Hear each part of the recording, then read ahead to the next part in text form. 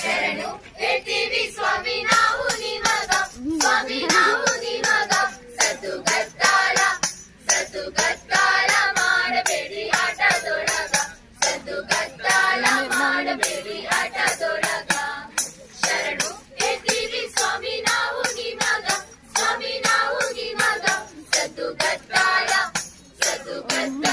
ಮಾಡಬೇಡಿ ಆಟದೊಳಗ, ಸದ್ದು ಗದ್ದಾಳ ಮಾಡಬೇಡಿ ಆಟದೊಳಗ. ಸಣ್ಣ ಹುಡುಗರು ನಾವು ಬಣ್ಣಕ್ಕೆ ಹೆದರೋರು, ಸಣ್ಣ ಹುಡುಗರು ನಾವು ಬಣ್ಣಕ್ಕೆ ಹೆದರೋರು. ಚೆನ್ನಾಗಿ ನೋಡಿರಿ ನಮ್ಮ ನಾಟಕ, ಚೆನ್ನಾಗಿ ನೋಡಿರಿ ನಮ್ಮ ನಾಟಕ. ಶರಣು ಹೇಳ್ತೀವಿ ಸ್ವಾಮಿ ನಾವು ನಿಮಗ, ಸ್ವಾಮಿ ನಾವು ನಿಮಗ. ಸದ್ದು ಗದ್ದಾಳ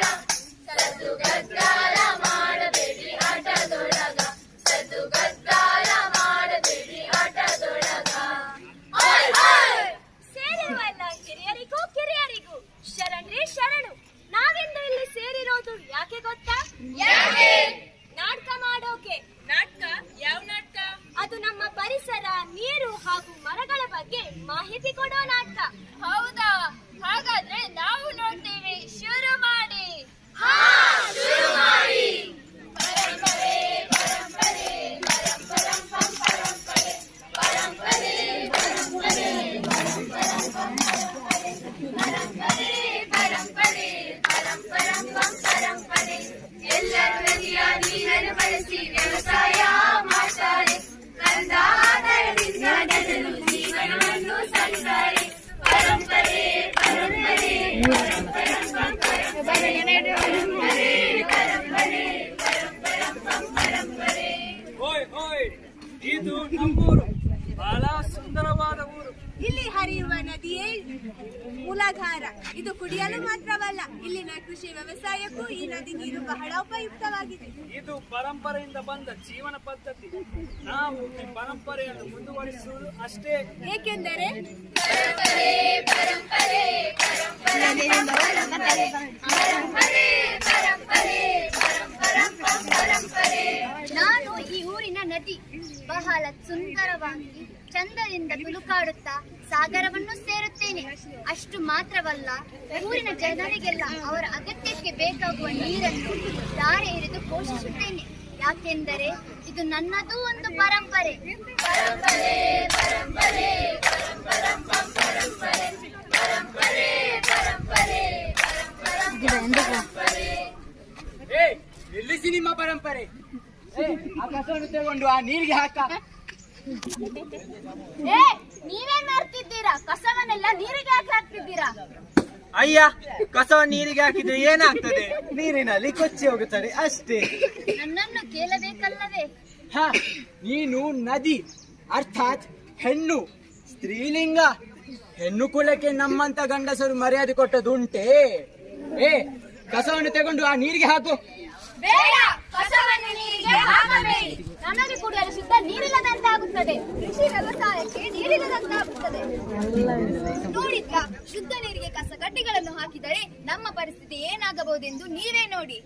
ಪರಂಪರೆ ಪರಂಪರೆ ಪರಂಪರಂ ಪಂ ಪರಂಪರೆ ಪರಂಪರೆ ಪರಂಪರೆ ಪರಂಪರಂ ಪಂ ಪರಂಪರೆ. ಎಲ್ಲಿ ಹೋದವೋ ಕಣ್ಣಿಗೆ ಕಾಣದಾರವೋ, ಎಲ್ಲಿ ಹೋದವೋ ಕಣ್ಣಿಗೆ ಕಾಣದಾದವೋ. ಆ ಗಿಡ ಮರ ಬಳ್ಳಿ ಪ್ರಾಣಿ ಪಕ್ಷಿ ಒತ್ತಿ ಜಗ, ಎಲ್ಲಿ ಹೋದವೋ ಕಣ್ಣಿಗೆ ಕಾಣದಾದವೋ, ಎಲ್ಲಿ ಹೋದವೋ ಕಣ್ಣಿಗೆ ಕಾಣದಾದವೋ. ಅಯ್ಯೋ, ದಯಮಾಡಿ ಯಾರಾದರೂ ಕಾಪಾಡಿ. ನಾನು ಈ ಪ್ರಪಂಚದ ಕೊನೆ ಮರ. ಇನ್ನಷ್ಟು ಭಾರವನ್ನು ನಾನು ತಾಳಲಾರೆ. ಅಯ್ಯ ಮರವೇ, ಎಲ್ಲಾ ಕಡೆ ಹುಡುಕಾಡಿತು, ಎಲ್ಲೂ ಮರದ ಆಸರಿಲ್ಲ. ನಿನ್ನ ಮರದಲ್ಲೊಂದು ಗೂಡು ಕಟ್ಟಲು ಅವಕಾಶ ನೀಡುವೆಯಾ?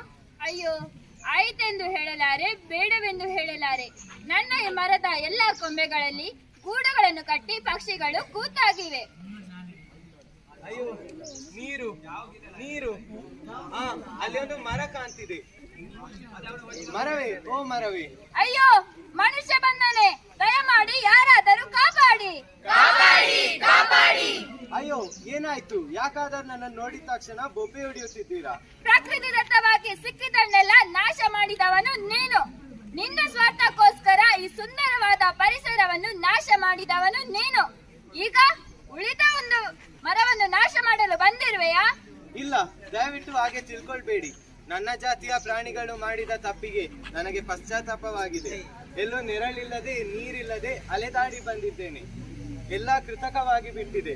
ಅದು ಹಸಿರ ನಾಡಲ್ಲ, ಕಾಂಕ್ರೀಟ್ ನಾಡು. ಎಲ್ಲಿ ಹೋದವೋ ಕಣ್ಣಿಗೆ ಕಾಣಲಾದವೋ, ಎಲ್ಲಿ ಹೋದವೋ ಕಣ್ಣಿಗೆ ಕಾಣಲಾದವೋ. Water bank, water bank, water water bank, water bank, water bank, water bank. ಕೇಳ್ರಪ್ಪೋ ಕೇಳಿ, ನೀರಿಗೆ ಬರಬಂದ ಈ ಕಾಲದಲ್ಲಿ ನಾವು ಹೊಸ ಹೊಸ ಕೊಡುಗೆಗಳನ್ನು ನೀಡುತ್ತಿದ್ದೇವೆ. ಇವತ್ತು 10 ಲೀಟರ್ ನೀರನ್ನು ನಿಮ್ಮ ಖಾತೆಯಲ್ಲಿ ಜಮಾ ಮಾಡಿದರೆ ಮುಂದಿನ ವರ್ಷ 20 ಲೀಟರ್ ನೀರನ್ನು ಪಡೆಯಬಹುದು. ಹೌದು, 20 ಲೀಟರ್. ಎಲ್ಲಾ ಉಳಿದ ಬ್ಯಾಂಕುಗಳಲ್ಲಿ ಕೇವಲ ವಾರಕ್ಕೆ 24 ಲೀಟರ್ ನೀರನ್ನು ನೀವು ಪಡೆಯಬಹುದಾದರೆ ನಮ್ಮ ಬ್ಯಾಂಕಿನಲ್ಲಿ 30 ಲೀಟರ್ ನೀರನ್ನು ನೀವು ಪಡೆಯಬಹುದು. ಎಟಿಎಂ ಇದ್ದ ಹಾಗೆ ನಾವು ಎಟಿಡಬ್ಲ್ಯೂ ಸೇವೆಯನ್ನು ಶುರು ಮಾಡಲಿದ್ದೇವೆ. ಅದೇನಯ್ಯ ಎಟಿಡಬ್ಲ್ಯೂ ಸೇವೆ ಎಂದು ಯೋಚನೆ ಮಾಡುತ್ತಿರುವಿರಾ? ಎಟಿಡಬ್ಲ್ಯೂ ಅಂದ್ರೆ ಎನಿ ಟೈಮ್ ವಾಟರ್. ಎಲ್ಲಿ ಬೇಕಾದ್ರೂ ಎಷ್ಟು ಬೇಕಾದರೂ ಕಾರ್ಡನ್ನು ಹಾಕಿ ನೀರನ್ನು ಪಡೆಯಿರಿ. Water bank, water bank, water water bank, water bank, water bank, water water bank. ನೀರಿಗೆ ತ್ಯಾಜ್ಯಗಳನ್ನು ಹಾಕುವುದರಿಂದ ನಮ್ಮ ಪರಿಸ್ಥಿತಿಯೂ ಹೀಗಾಗಬಹುದು. 1 ಲೋಟ ನೀರಿಗೆ ಪರದಾಡುವ ಪರಿಸ್ಥಿತಿ ಬರಬಹುದು. ಹಾ, ಅಲ್ಲಿ ನೋಡಿ, ಅಲ್ಲೊಂದು ಮದುವೆ. ಬೇಕು ವರದಕ್ಷಿಣೆ ಬೇಕು, ಬೇಕೇ ಬೇಕು ವರದಕ್ಷಿಣೆ ಬೇಕು. ಅಯ್ಯೋ ನನಗೆ ಕೊಡಕ್ಕಾಗಲ್ಲ. ಯಾಕಣ್ಣ, ತುಂಬಾ ಕಾಸ್ಟ್ಲಿ ಕೇಳಿದ್ರಾ? ಇಲ್ಲ, ನಾನು ಮರ್ಸಡಿಸ್ ಕಾರ್ ತಂದೆ, ಬೇಡ ಅಂತಾರೆ. ದೊಡ್ಡ ಬಂಗ್ಲೆ ಕೊಟ್ಟೆ, ಬೇಡ ಅಂತಾರೆ. ಮತ್ತೇನ್ ಬೇಕಂತೆ? 100 ಲೀಟರ್ ನೀರ್ ಬೇಕಂತೆ. 100 ಲೀಟರ್ ನೀರ? ಹಾ, ಇವರ ಪರಿಸ್ಥಿತಿ ಹೀಗೆ. ಅವರ ಪರಿಸ್ಥಿತಿ ನೋಡಿ. ಬೇಗ ಬೇಗ, ಲೇಟ್ ಆಯ್ತು, ಮಲಗಿ ಮಲಗಿ.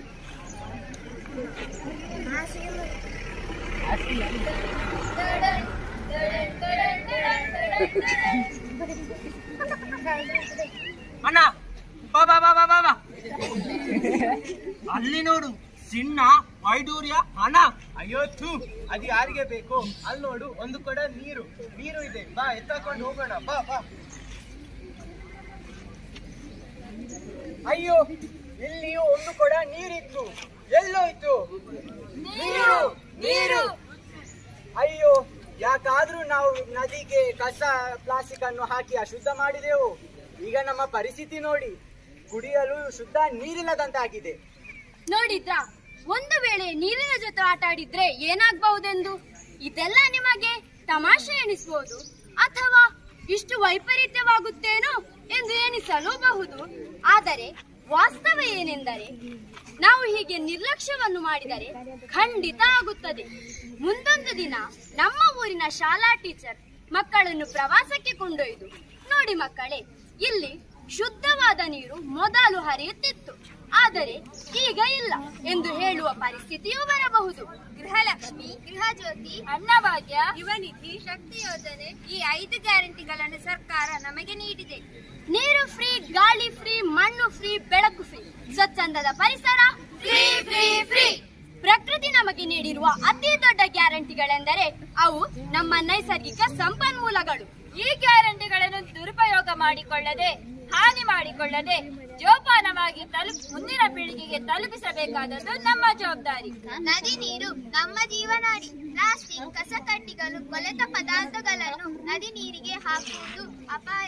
ಇದನ್ನೆಲ್ಲ ತಡೆಗಟ್ಟಲು ಸರ್ಕಾರ ಹಲವು ಕ್ರಮಗಳನ್ನು ಕೈಗೊಂಡಿದೆ. ಆದರೆ ನಾವು ಯಾವ ರೀತಿಯ ಮನಸ್ಸು ಮಾಡುವುದಿಲ್ಲ. ಮರಗಳನ್ನು ಕಡಿದು ಕಟ್ಟಡಗಳನ್ನು ನಿರ್ಮಾಣ ಮಾಡುತ್ತಿದ್ದೇವೆ. ಇದರಿಂದಾಗಿ ಕಾಲಕಾಲಕ್ಕೆ ಸರಿಯಾಗಿ ಮಳೆ ಕೂಡ ಬರುತ್ತಿಲ್ಲ. ಇದೇ ರೀತಿಯಾದರೆ ನಮಗೆ ಅಗತ್ಯವಿರುವ ನೀರು ಕೂಡ ಸಿಗದ ಪರಿಸ್ಥಿತಿ ಬರಬಹುದು. ಗಿಡ ಮರ ಕಾಡುಗಳ ಕಡಿದು ನಾಶ ಮಾಡದಿರಿ. ಕಸಗಡ್ಡೆ ತ್ಯಾಜ್ಯಗಳನ್ನು ಅಲ್ಲಿ ಇಲ್ಲಿ ಎಸೆಯದಿರಿ. ಮಲಿನಗೊಂಡ ಪರಿಸರವು ರೋಗ ರುಜಿನ ತರುತ್ತಿದೆ. ಪರಿಸರದ ರಕ್ಷಣೆಯು ನಮ್ಮ ಹೊಣೆಯಾಗಿದೆ. ನೆನಪಿರಲಿ, ಮುಂದಿನ ಪೀಳಿಗೆಗೆ ನಾವು ಕೊಡಬಹುದಾದ ಅತ್ಯುತ್ತಮ ಕೊಡುಗೆ ಏನಾದರೂ ಇದ್ದರೆ ಅದು ಶುದ್ಧ ಪರಿಸರ ಮತ್ತು ಫಲವತ್ತಾದ ಭೂಮಿ ಅಷ್ಟೇ. ಹಾಗಾಗಿ ನೈಸರ್ಗಿಕ ಸಂಪನ್ಮೂಲಗಳನ್ನು ಸಂರಕ್ಷಿಸೋಣ, ಪರಿಸರ ಸ್ವಚ್ಛತೆ ಕಾಪಾಡಿಕೊಳ್ಳೋಣ, ಪರಿಸರ ಸ್ನೇಹಿ ಜೀವನ ಶೈಲಿ ಅಳವಡಿಸಿಕೊಳ್ಳೋಣ. ಸ್ವಸ್ಥ ಆರೋಗ್ಯಕ್ಕಾಗಿ ಸ್ವಚ್ಛ ಪರಿಸರ, ಪರಿಸರ ಸಂರಕ್ಷಣೆ ನಮ್ಮೆಲ್ಲರ ಹೊಣೆ. ನಾವು ಬುದ್ಧಿವಂತರ ಜಿಲ್ಲೆಯವರೆಂದು ಕೇವಲ ಪುಸ್ತಕದ ಹಾಳೆಯಲ್ಲಿ ಗುರುತಿಸಿಕೊಂಡರೆ ಸಾಲಲ್ಲ. ಬನ್ನಿ, ಎಲ್ಲ ಜಾತಿ ಧರ್ಮವನ್ನು ಮರೆತು ನಮ್ಮ ಜೀವನಾಡಿಯನ್ನು ಒಟ್ಟು ಮಾಡೋಣ. ಈ ನೆಲ, ಈ ಜಲ, ಈ ಮಣ್ಣು ನಮ್ಮದು, ರಕ್ಷಿಸುವ ಹೊಣೆಗಾರಿಕೆ ನೀವೇ.